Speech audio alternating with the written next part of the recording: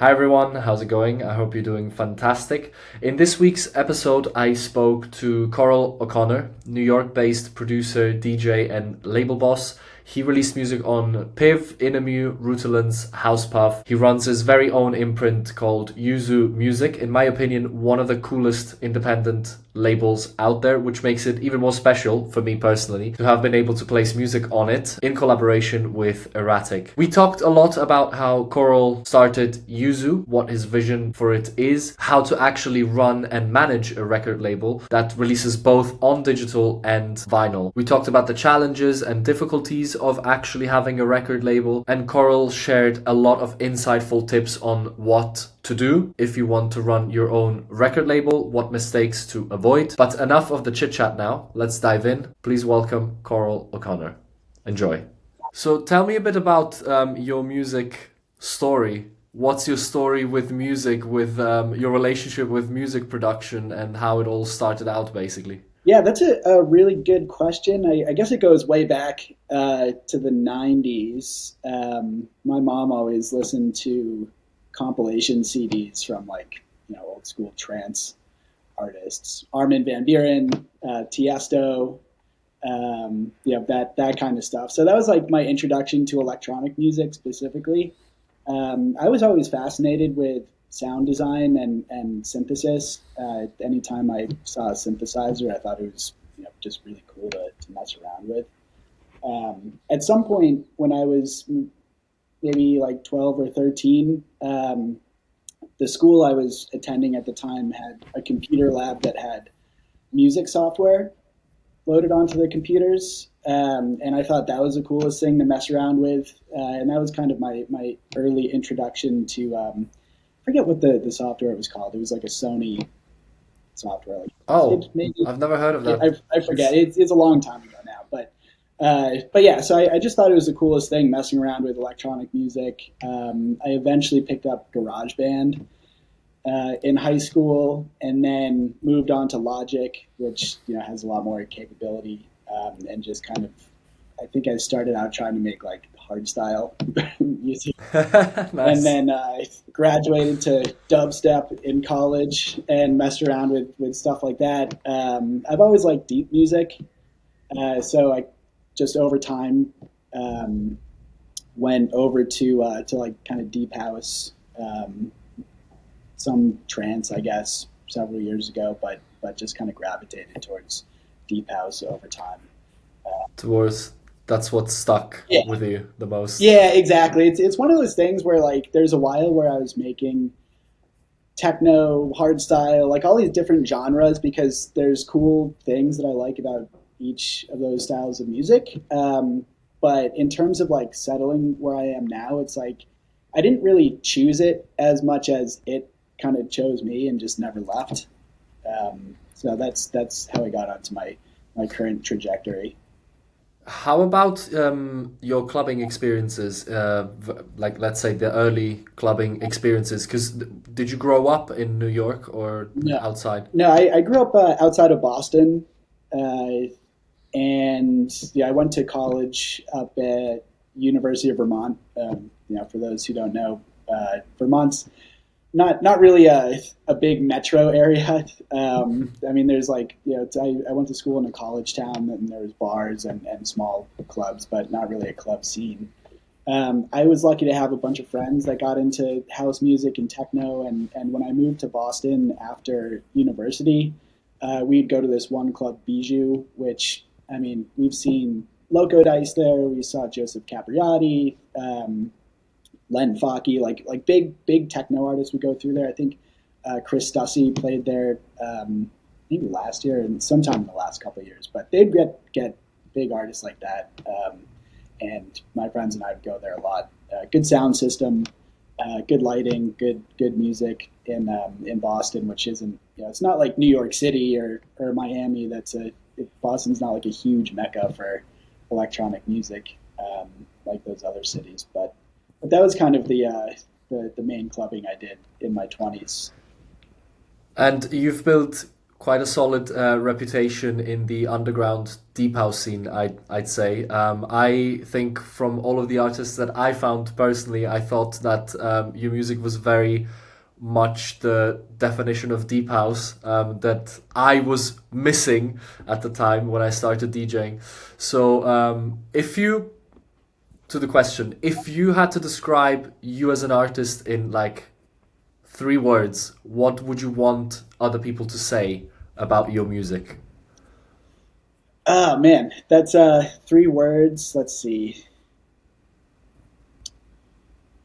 Um, Deep, one of them. I think uh, it, essential, which ties into the minimal aspect that I try to make, um, and I think character, unique. Something I like to inject into my music is just some something unusual that's just kind of specific to me. So yeah, I think maybe deep, minimalistic, and unique would be the 3 words to boil it down. You've released on some of my favorite labels like PIV, Inermu. You know, what made you decide it was time to start Yuzu music? When did you go from like, okay, I've released on other labels, but I want to do my own thing now? Yeah, so I had wanted to start a label for a long time. By the time that I actually started Yuzu, I think I'm glad I started it when I did because I had a decent network at the time. I think I went public with it in 2023. So at that point, like I already had a few years of releases out there. I had good connections with like DJ Stu and various other people in the industry. Um, and so that gives me like a little bit of a platform when I started it. I think the inspiration for having a label, I wanted to have a platform that was something that I had complete kind of creative control over, while bringing artists on board such as yourself that kind of fit what I love most about deep and minimal house music. Um, so yeah, just being able to shape everything from like the artwork to curating releases and getting a certain sound out there. That's really what I was after, and I think timing wise. It was good. I had started a new job right before I started the label, and I was not busy for a couple months. So I was like, all right, I've got some time. I can like incorporate my LLC and just kind of start thinking about this a little bit. So that's part of the motivation as well. In the beginning, did you already have a clear vision of for the label, or did it evolve naturally over time? Like, how did it come? Like with Yuzu, why Yuzu? Yeah, Yuzu. I mean, I to be honest, just wanted a Japanese name for it. I love Japan. I love Japanese culture and aesthetic. So I was just kind of one day a little bit bored and just clicking through like, oh, what are cool Japanese words that I could use for this? And yuzu is just very simple. I do like yuzu as a flavor. It's bright. I think it ties into the music that I try to put out. Um, and yeah, that's how I came up with yuzu. What what would you say is the core philosophy of the label? Like, what's the unique identity, if you can put it into words? Yeah, I think. I mean, I try to have it be an extension of my own music pursuits. I mean, I think to boil it down, I like music that has a little bit of color. So I say a little bit of character. Not something that's just kind of the run of the mill sound of the day, but something that aligns with my own music output. But it's just other artists will bring their sound. So And uh, how do you make how does the decision making process work? Like, how, How do you find your artists? Who you want to sign? Basically, do they come to you, or like do you actively look out for like new artists? How does it work? I think it's a mixture of both. Like I think you guys got in touch with me and just sent me some demos, Mhm. and I thought they were great. Otherwise, I think for Gunter, for example, I think I just reached out to him like, hey, if you have any music, we'd love to have you on board. He was like, oh yeah, I actually might have something for you. So it's a little bit of both. I think I'm definitely listening to demos that get sent in. I don't really have like any real specific criteria, but it's almost one of those things like I know it when I hear it, whether it fits or not. And then, in terms of going out and reaching out to other artists, I have a general idea of who's making what sound and what kind of person I want to bring on board. I don't want to approach somebody that makes something way different than what I'm releasing and tell them like, hey, can you make something specific for my label? Because I don't think that would be very authentic. How has starting Yuzu affected your artistic journey? You know, your own productions. Yeah, I think that's a really good question. It's uh, it's always great to listen to other people's music at a level. When I'm listening to music for my label, it's not just for pure consumption and to have on in the background. Like I'm really listening to it from top to bottom in a way that is much more involved than casual listening. So through that process, you can kind of pick up on how other people, how their creative process works, like what kind of techniques they're using. And you don't always have that glimpse into somebody else's workflow, but if you're really paying attention to a demo that you receive, you can kind of pick up different things that you might not have thought about in the studio yourself. So that's shaped it a little bit. What's the thing that makes you say yes to a track apart from, the style fitting? What's the thing that makes you say, yes, I want this? Or what's a deal breaker for you? Yeah, I mean, I think there's not really a hard line there. I think certainly production quality is important. There's like you guys sent over great tracks, like very well produced Thanks. tracks. I hear like sometimes somebody will send me a demo that is really good quality wise and sounds deep and everything, but it has more of an aesthetic of like an all day I dream track. Like I don't Hmm. know if you can picture that in your head, but that has a Yeah. very Mhm. specific sound and character to it that isn't really what I look for from like you guys or Gunter from Mike Sharon. Like there's a specific aesthetic quality, even if it's not all deep and lush and chordy. That like the drums act a certain way. It just hits a certain way. So there's not really a hard line in the sand. Again, I guess you know when you hear it.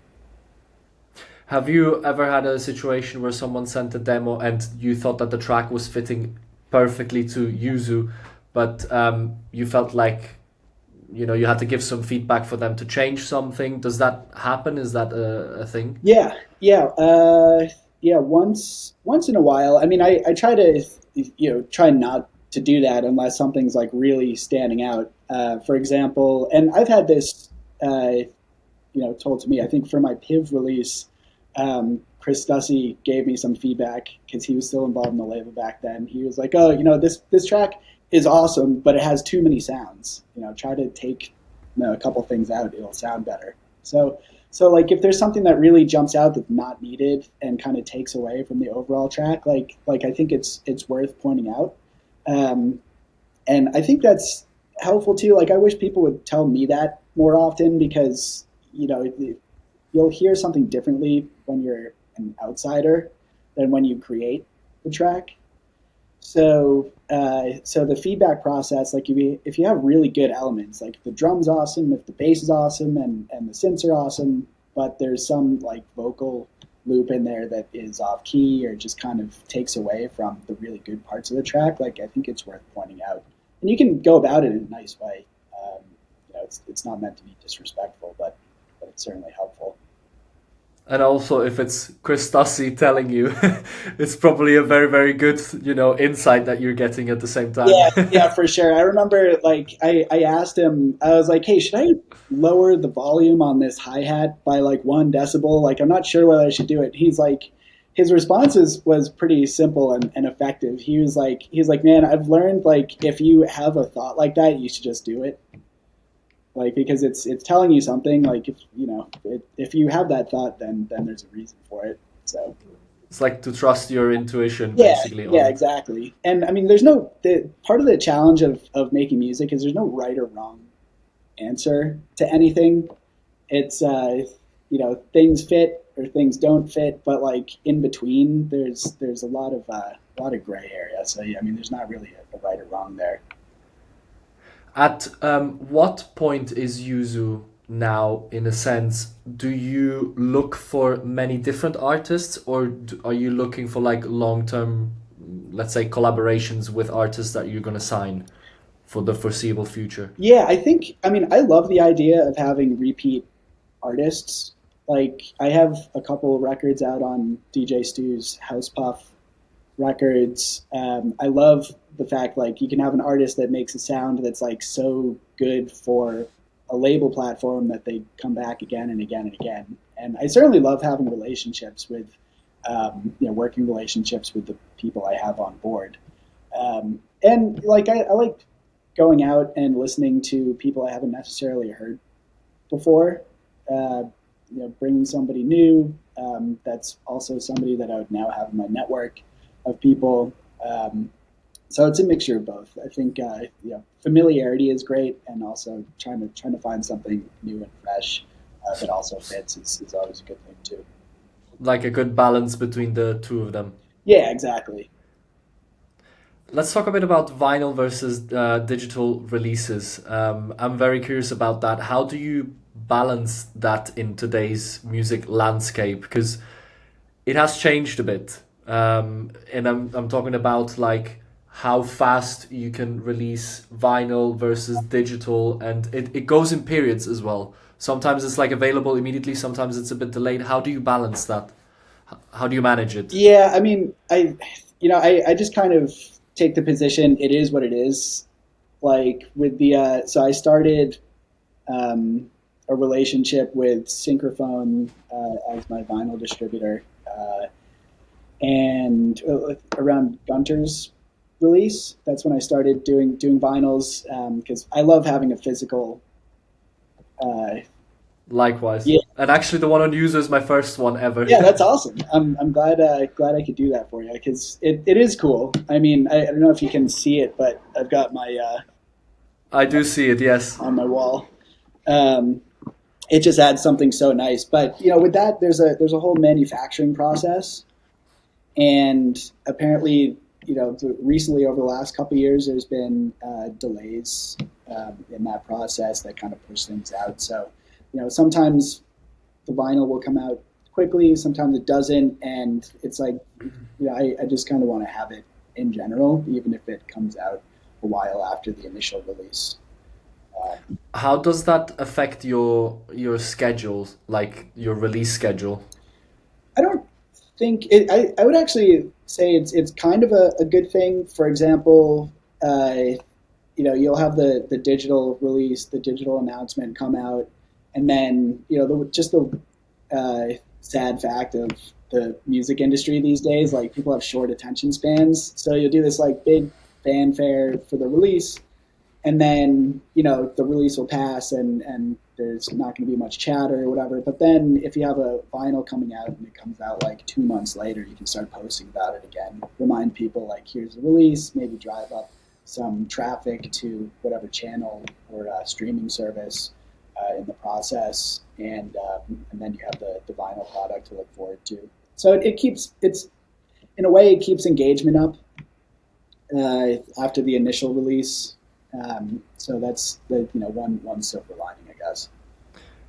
And that release that we did, that was the last one, right? Yeah. Was there, is there, is there anything coming up that you can already talk about? So I've got one thing in the works that should be pretty cool. It's going to be a split EP. To be honest, I've not worked on on the label for the last few months. I feel like your release came out in I think October, and Yes. like I can't believe it's already five almost half a year ago already. So I need to get back into it and start doing work again. Time's been pretty thin recently, but I do have one concept for the next release that I'm excited about, and I just need to fill the pipeline. I've been thinking of doing another release of my music at some point, um, but yeah, so gotta get back into it. Can you share maybe some challenges of running a record label that people don't really see, especially like an independent label?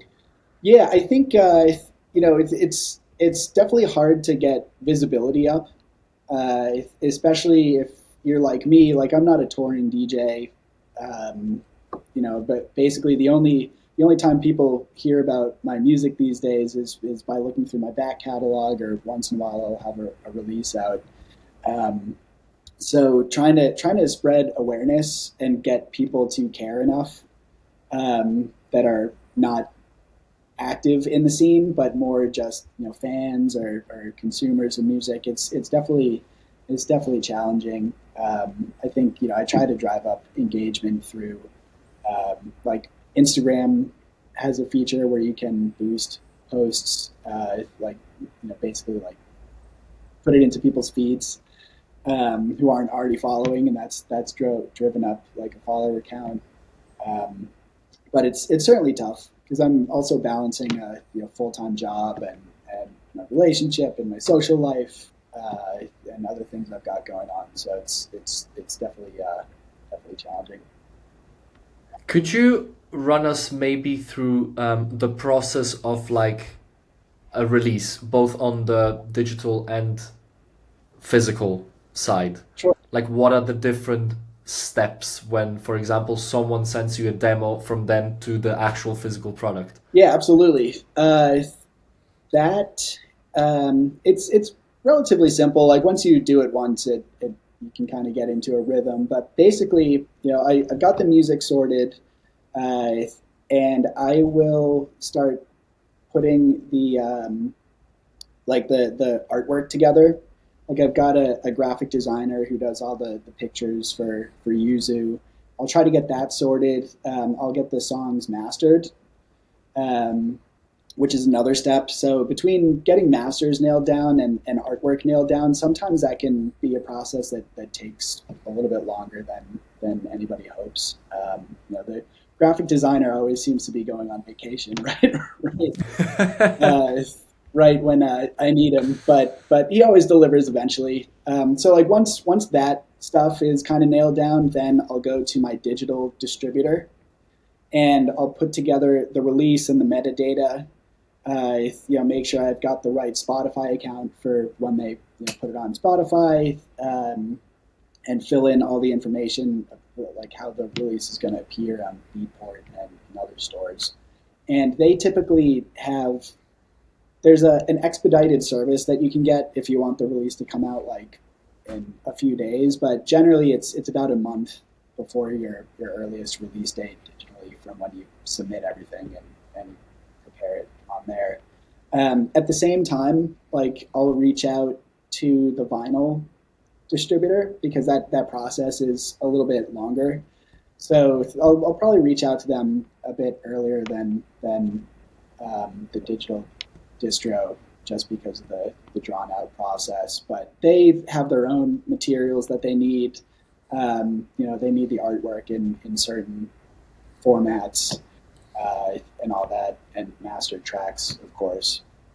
But yeah, so basically it's artwork mastering, sending it to both distributors, and then that's pretty much it. Like once the release date is coming up, you start putting together premieres, um, talk to promo channels. Like I'll send out promo bundles of the music to various DJs, put together social posts and stuff like that, which I'm not the best at, but it is kind of a fun process. You, I'm not 100% sure if you've had remixes on your label before. One I'm not just 100% sure. yeah, just the remix I did for Mike Sharon's release. But there hasn't been any other external remixer, because I'm just wondering how it works when you reach out for someone else to do a remix of like an EP Yeah, or like a track of an EP. yeah, I'll try to think of like who in my network I have like a pretty good relationship with, or if there's somebody who makes music that I think their touch on the original would go along nicely with it, and I'll just reach out and see if this person's interested in being on board. That's how I would approach it. And And of course, I get the stems from the original artist and send those off. Whatever the remix repeats. is there usually a sort of like remix fee involved in these things, or It kind does of it depend on the depends. person? It depends on the artist. I mean, it's the same thing. Some artists will want like an upfront fee or advance. Others are just happy, with a royalty interest. The margins for underground music are very low. So not talking about like huge dollar amounts. But yeah, it depends on the person. Like some people will want money up front for their work, and remixes are no different. What's like a lesson that you learned while running Yuzu? Um, yeah, I think communication is really important, and that might have been something I learned before the label, but I certainly understand it better now. I've had a few releases in the past where I send the music and sign a contract or whatever, and then I just don't hear anything, and then all of a sudden one day it's like out and it's released, and have no idea about what they're doing, or when the release day would be, or whatever. And I think it's just important to have like an open dialogue with the artists that are providing music, especially since people have release schedules. You don't want to have them release two different EPs at the same time and have both of them get lost in the shuffle. So I think being open with the artists, like that's something that's been very important to me. Um, I think definitely making sure that timelines are being met, and paying attention to detail. I think I don't know if you remember, but like I got the post ready for your release, and I realized that like the videos that I got, like three of them had the wrong track name on it. They were Yeah, switched, yeah, no? they were switched or something, and it's something I should have caught beforehand. But like just things like that, like making sure, like I've had a number of releases because my last name has an apostrophe in it. Uh, Not every country around the world is familiar with that, so sometimes I'll see that my latest release is filed under like the wrong profile on Beatport or something. So just like making sure that everything is exactly the way it should be. That attention to detail is important. It's important for the artist too. Um, so That is a big detail to miss, though. I feel like an apostrophe in the name, or just in general the name, because on Spotify it also messes completely around with your catalog, yeah, because then it lands on someone else's probably similarly named like artist name. yeah, and fortunately, it's a pretty simple thing to fix. Mm. It'd be better if it didn't happen in the first place, and sometimes it's the distributor's fault or whatever. But I try not to point too many fingers when it happens, because that stuff happens. But yeah, it's kind of unfortunate, especially like I tend to catch things pretty quickly, like after release. If there's anything wrong, like I'll try to fix it immediately. Like same with if it's my music being released, like I'll try to pay attention to that. But like I could see, if somebody doesn't catch it right away and it's on the wrong Spotify page, like they miss out on those initial streams, and it's for a small artist, it's harmful. Which is almost the most important thing nowadays Yeah, yeah, because of exactly. the attention Yeah, span. the algorithm. I wanted to ask if if you had one particular advice that you could give to someone who wants to start a label, what would that advice be? Um, I think that's a great question. It's advice for them would be, take your time. Like there's no timeline when you have to have your first release out. It's obviously good to have a regular release pipeline to keep engagement up, but at the same time, like if you don't have anything to release, don't force it, right? Because when you put something out, like that becomes your brand. It's like I mean, when you make music yourself, if you have something that you might not necessarily be that proud about, like when you release it, it's out there and it's not ever going away. So just being patient until you have something that you really believe in and that you're willing to have tied to your name and your label's brand. That's very important. And being honest too, like I've received great demos from people, and they might just not fit the label that I'm looking for. And I think it's better to be honest and open about that in a respectful way than just kind of ghosting people. I think the world benefit from a little bit more open communication, really. Do you have any events planned or showcases for the label in the future? I don't, but I would love to. I would love to do that. I think it just, in terms of the time required to put something like that together, it would be a hard stretch at the moment. But I would love to have a Yuzu event. New York City, there's so many different venues and places that would be open to that I could approach. So I'm certainly open to it. Do you have like in New York, do you have smaller like super underground clubs? Like, I don't know, I'm talking about maybe 50 to 100 people max capacity. Yeah, yeah. There's definitely an abundance of smaller places that you wouldn't necessarily know about unless you lived here. Like one place that is actually, I think, closing this month. Very very sad. It's called Black Flamingo, and DJ Stu was visiting once with his girlfriend, and my friends and I took him to this place. And the upstairs bar, it's like a Cuban themed cocktail bar. They have fun music up there. But if you go into the basement, it's like plywood on the walls, very small, no ventilation. They've got an insane vinyl setup. The DJs down there will play old school house music, vinyls all night, like really nice mixing gear. And it's very small. Like you wouldn't necessarily know about this place if you're just visiting New York City and looking for a night, like hitting up Google, being like best underground nightclubs in New York. You probably wouldn't find it, but that place was always great and smaller. And it's closing, you said. Yeah, yeah. I think this one. Very sad. Yeah, it's very sad. Over the last 10 to 15 years, there have been so many places that were so awesome, or whether official venues or parties that have just kind of came and gone. But such is life. Yeah.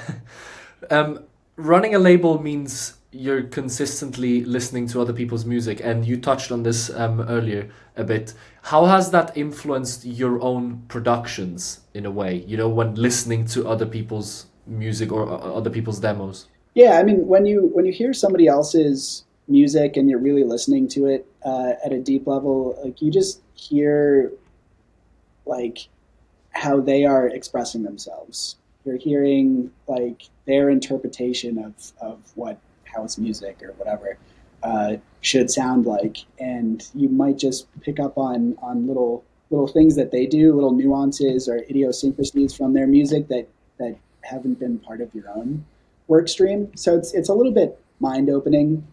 Um, and you can go back to the studio and be like, I want to try that out.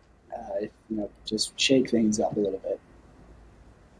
And do you approach making music differently when you think of making your tracks for Yuzu versus for other labels, or do you just decide afterwards, okay, this fits for Yuzu better than anything else, or like, no, this goes to another label? How do you make these decisions? Yeah, that's a good point, and it actually ties into a broader question about creativity that I've always asked myself. Do you go out with a plan for what you're about to make, or do you let it flow out naturally? And I think my resolution has been towards the latter. Like, I'd rather just kind of sit down and create something and get into a flow state of making music and just see what comes out and then make a decision like, oh, this sounds like it would fit for this label. This sounds like it would fit for no label or whatever. Um, so I think just like letting the creative process be the guide, and then after the fact saying like, oh, I might use this for Yuzu, or I might go to somebody else Mhm. because it sounds like something they would like.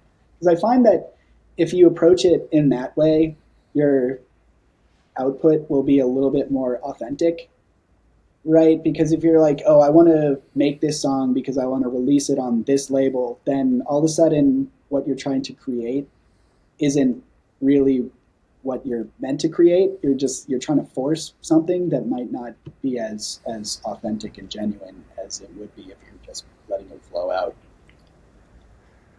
Production skills.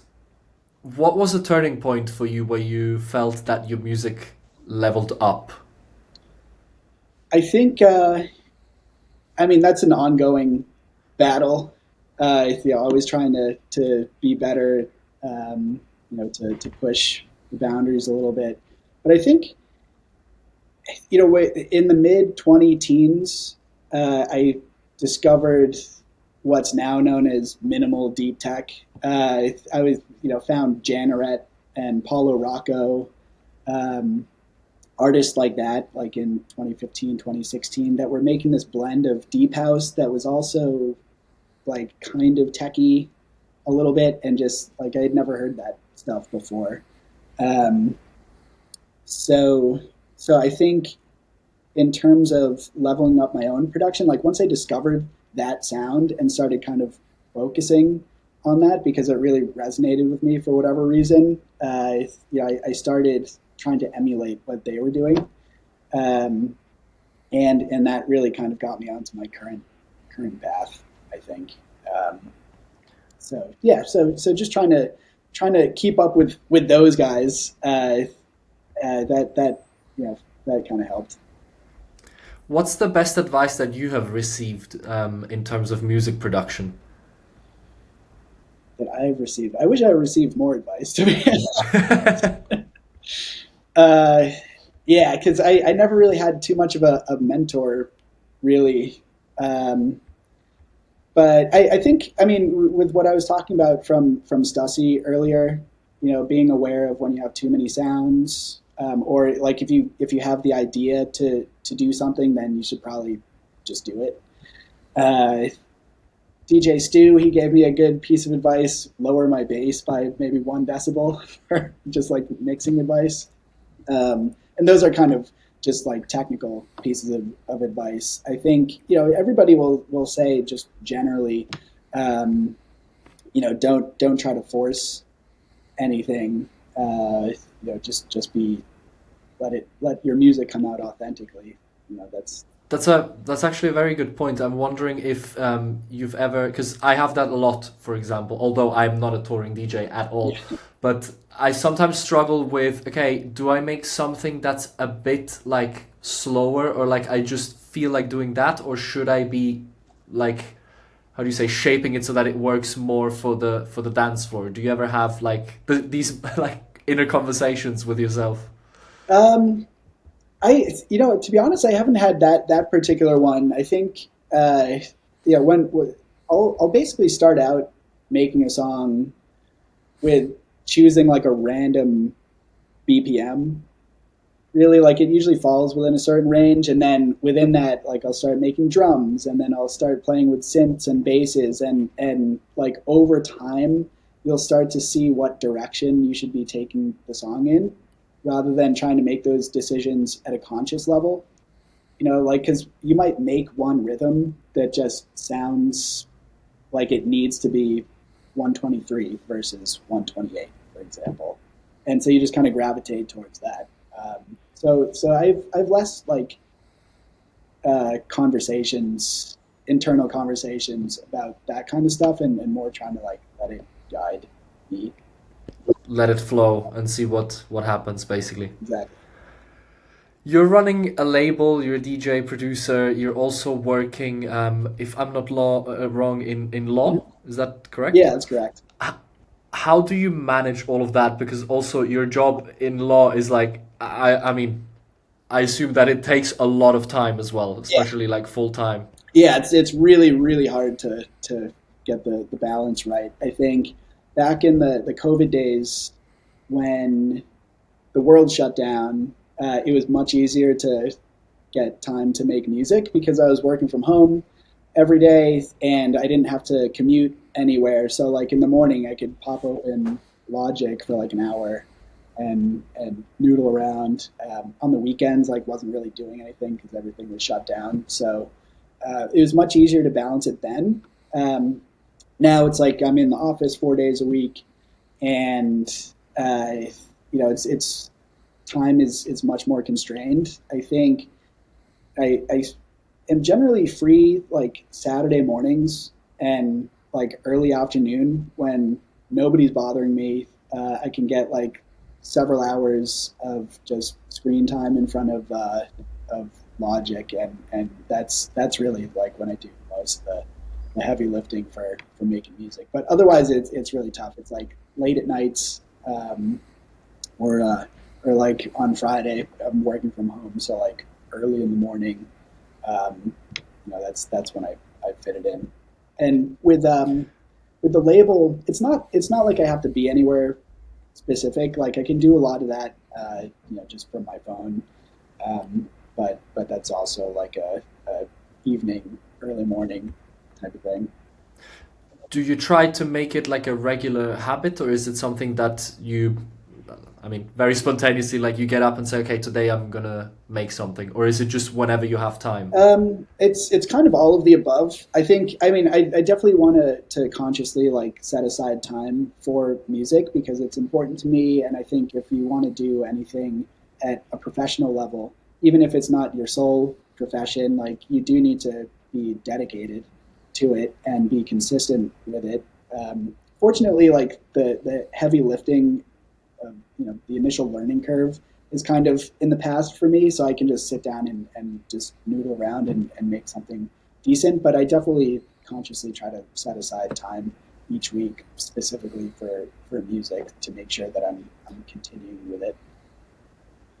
Do you have moments where you're feeling like completely uninspired, and what do you do Yeah, to get back into that flow state? yeah, all the time. I think you can't force inspiration. Sometimes like life can be super hectic, or you're just focused on other things, and if you're just not feeling that creative flow, like it doesn't do anybody any good to just like force it. There's been several times where I'll sit down with Logic and just like nothing is coming out. I'm not in the right headspace. So instead of just trying to beat a dead horse, I guess trying to make a good music when nothing's happening, like it's better to just kind of take a break, maybe go for a walk, uh, go somewhere where the sun is shining for a weekend, and just focus on stuff that's not related to music or anything else, and then over time you'll get that inspiration back. Let's talk a bit about your artistic future. What's next for you and for Yuzu? You mentioned already something for Yuzu, but what projects do you have coming up yourself as well? Yeah, so I've got a few EPs that are supposedly coming out this year. Hopefully, so I need to get in touch with the labels because I haven't heard anything about release dates or anything. But I've got those coming out. Um, I'd like to put together some music for a VA that I was approached uh, to come on board with. So just trying to uh, get back into the studio, actually complete music. That's a big one because I've had a few things that I've been working on for several months that are still, very much incomplete. I just need to kind of sit down and turn them into full songs. So I think just getting back into a good groove with completing projects is the first thing that I need to do. But I do have some stuff that'll be coming out this year that I'm excited about, and try to complete some projects that are long overdue. Carl, thank you so much for your Yeah, time. of course. Thanks. You're a very busy person, so I really appreciate it. It was a very insightful chat. I think I learned a lot, Good. and let's hope that the audience did as well.